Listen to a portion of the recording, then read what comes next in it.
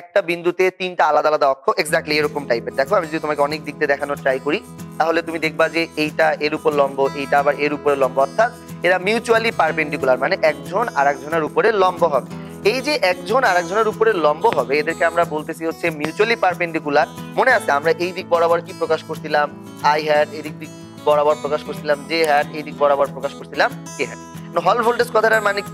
হল ভোল্টেজ কথাটার মানে হইতেছে যে এই তিনটা ডিরেকশনের মধ্যে, এই ডিরেকশনে, ওকে, এই তিনটা ডিরেকশনের মধ্যে যদি আমরা তোমার এই ডিরেকশনটা নিয়ে একটু কথা বলি, এই তিনটা ডিরেকশনের মধ্যে যদি আমরা এক্স অক্ষ বরাবর কথা বলি ভাইয়া, এই বরাবর যদি আমাদের কারেন্ট থাকে এবং এই বরাবর যদি আমরা চৌম্বক রেখে দিই, চৌম্বক, এই বরাবর কারেন্ট এবং এই বরাবর চৌম্বক, এই আই দ্বারা প্রকাশ করছি। আই মানে তো কি বলতো? আই মানে তো কারেন্ট, এটা তো আমরা ভালো করেই জানি। তো আমাদের এখানে কি দাঁড়াইলো?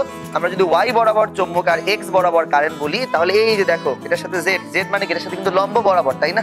তাহলে জেড বরাবর যে বিভব তৈরি হয়, বেসিক্যালি এই বিভবকে কি দিয়ে প্রকাশ করা হয়? গত ক্লাসগুলোতে আমরা পড়ে ফেলছি, বিভব দ্বারা প্রকাশ, বিভবকে ভি দ্বারা প্রকাশ করা হয়। তো এইখানে যে বিভবটা তৈরি হবে, বেসিক্যালি এই বিভবটাকে আমরা বলবো, বেসিক্যালি এই বিভবটাকে আমরা বলবো তোমার হল ভোল্টেজ ভাইয়া। ওকে, তার মানে আমরা আসলে এখান থেকে কি বলতে পারি যে তিনটার মধ্যে একদিকে যাবে আই, একদিকে যাবে চৌম্বক, আর একদিকে যে